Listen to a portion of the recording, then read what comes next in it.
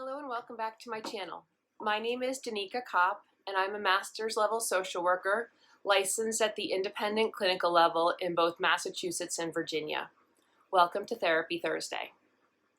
Today's topic is depression. I'm going to help you look at two different types of depression.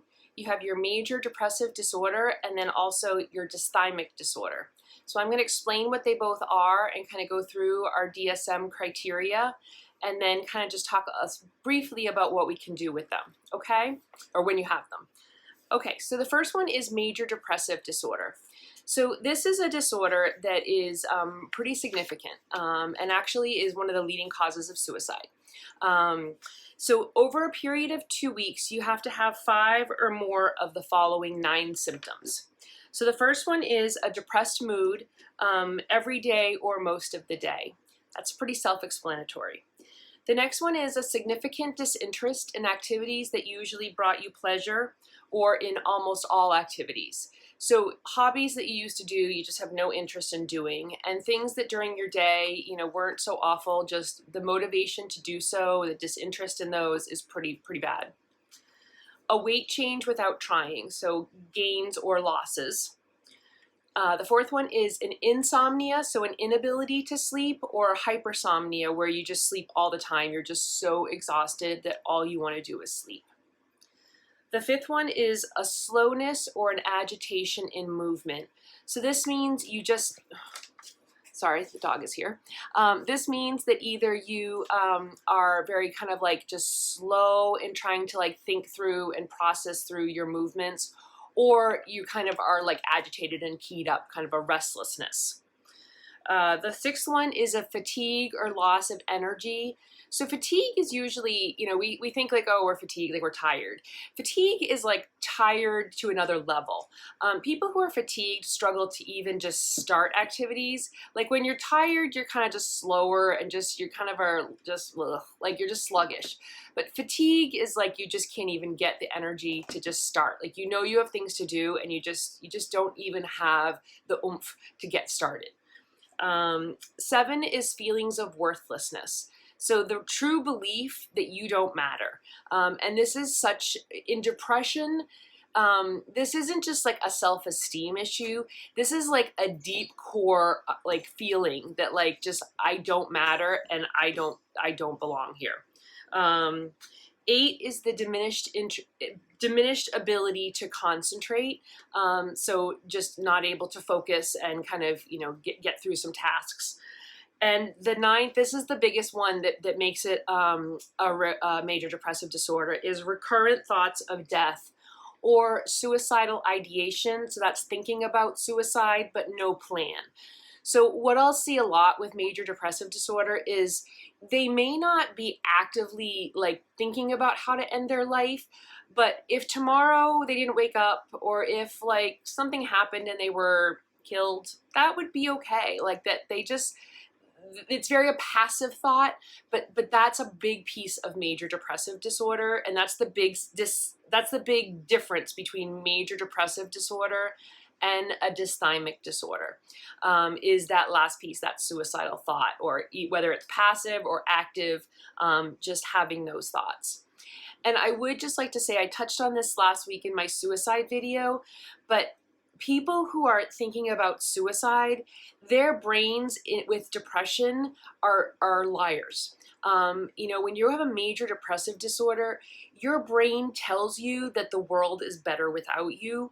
Your brain tells you that you are worthless and that you don't matter, and that actually people around you would be so much better off without you. Their brains really convince them that this is true. And of course, we could say to the cows come home, that's not true. We love you. You are such a huge part of this family. You matter. I can't imagine my life without you. Their brain can't compute that. And so that's why treatment is so critical for people who feel like this. Ignoring a major depressive disorder or ignoring that with suicidal thoughts is a recipe for a suicide, just to be quite frank and honest. Okay, so the second one is dysthymic disorder. This also used to be known as like kind of a long-term like depressive disorder, but it kind of got renamed. So this is a depressed mood most days for 2 years or more. So this is that ongoing low level just with life. So you have to have 2 or more of the 6. So the first one is a poor appetite or overeating. The second one is the hyper or insomnia, so that sleeping too much or not getting enough sleep, you can't fall asleep. The third one is that low energy or that fatigue. The fourth one is the low self-esteem, so just feeling, again, kind of those worthless feelings. The fifth one is poor concentration or trouble with decisions. So you see that a lot with that long-term depression that just, I don't care, whatever. It doesn't matter to me. Just pick. They get fatigued so easily with having to use their brain. So they really have that kind of difficulty with decision making. And the sixth one is feelings of hopelessness. If you've been struggling with this for 2+ years, you don't have a lot of hope.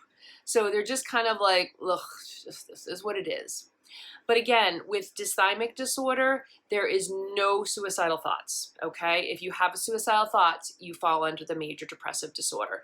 And you could have a major depressive disorder that's ongoing for many years if you are having those suicidal thoughts. It's not like major depressive disorder can just go away. It's here for a period and goes away.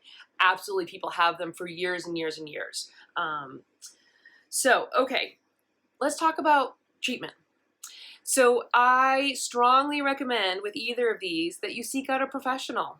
Somebody like me who works with this regularly can really kind of help you to understand what's going on, to get you referred for medication if, I think that that's warranted. It's amazing what medication can do, and maybe that should be another video about medications for antidepressants and anxiety and ADHD. I'll think about that. Okay, so couple of quick suggestions are, the first one is when you're feeling depressed, it's so important to get up, to take a shower, to do your hair, put on some makeup, get some clothes on. To just stay in the same clothes day in, day out, to not shower is never going to make you feel better. You will feel at least a little bit better just with a shower and kind of just getting your body clean and changing your clothes. I even will sometimes recommend put on like your nicer clothes, like put on something that makes you feel good. When we kind of do ourselves up and we feel good about how we look, it kind of changes our headspace. So I highly recommend, actually doing that. The next one is kind of fake it till you make it. And there's actually been research studies that have proven that when you kind of think, this is the cognitive behavioral therapy actually, when you think a certain way, your feelings and your body kind of follows. So kind of faking it like, okay, like life is good, I'm okay. And you're kind of like, but you look at yourself in the mirror and you're like, I got this, life is okay, like it's good, I'm good. And you smile and your brain's like, this is so fake. But it does something chemically to you. And when you do that kind of every time you see yourself in the mirror, it's amazing how that changes your thoughts, and it changes kind of what you see, which changes your thoughts. And it is effective. So that is another very easy thing that you could do.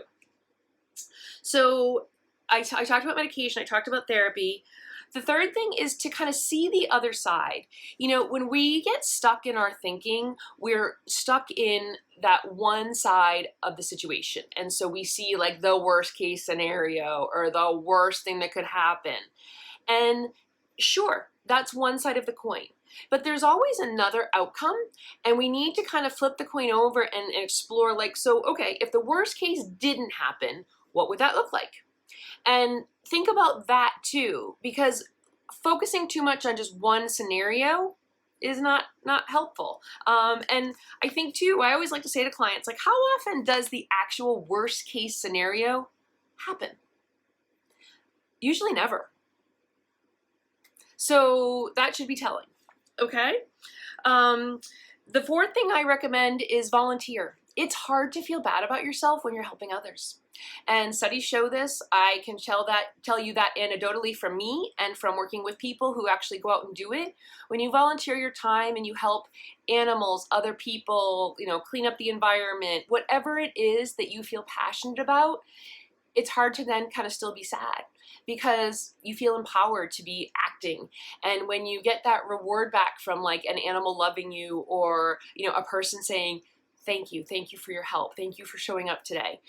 It's hard to feel bad in that moment. And so that can kind of be a little bit of an elevator. It also releases your endorphins, which are your natural feel-good chemicals. The last thing, or the second last thing, is get outside and just be. So, there's a lot of beauty outside that we, hopefully with COVID, have kind of begun to rediscover. But, there's a lot that we kind of just take for granted. So kind of going outside and like noticing the beauty, the flowers, the animals, the birds, the sounds, the look of a tree, to just kind of notice like the uniqueness in everything and the beauty that is out there. And sometimes like what I'll do, I did this earlier with COVID, was I took my phone, on my walks, and I made myself stop and take pictures of anything that I noticed that I thought was pretty. So, a dandelion that's in its like wish phase, where it's like the things that you would blow. There's beauty in that. And every kind of little bloom, there was beauty in even the weeds. And so making myself stop to kind of photograph it made me kind of see it in a different light. So I think doing that can be helpful.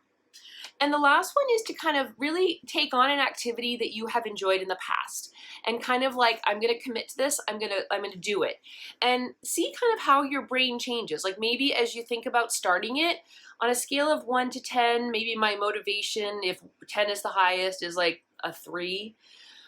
But all right, I drag out whatever it is and I start doing my activity, whether it's a sports activity, whether it's a hobby, and I kind of start doing it, and maybe it kind of goes up to a 6. That's progress. And so, being honest about it may be hard to start, but when you kind of force yourself to do it, you start to feel a little bit better. And then the final thing that I want to leave you with is that laughing. It's so important that we laugh every day. And so finding videos that just make you belly laugh and putting those on, I don't care how stupid they are. I don't care what makes you laugh. Just laugh. So finding the silliest YouTube videos on the animals or the people fails, again, I don't care what it is, but just to truly laugh changes the chemistry in our brain. So I highly recommend laughing every day. Okay? So please leave me questions, suggestions, ideas for future videos. I'm really struggling here with kind of moving forward with what topics to use. I certainly have tons of information and knowledge, but I don't know what's interesting to others. So I want to be able to kind of meet you with the needs that you have.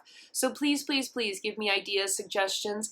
If you don't want to publicly put them in the post, you can certainly private message me, either through Facebook if you saw this on Facebook, or I'm pretty sure you can privately message me through YouTube, or my email is my first initial D for Danica. My last name is Kopp, C-O-P-P, so D Kopp, LCSW,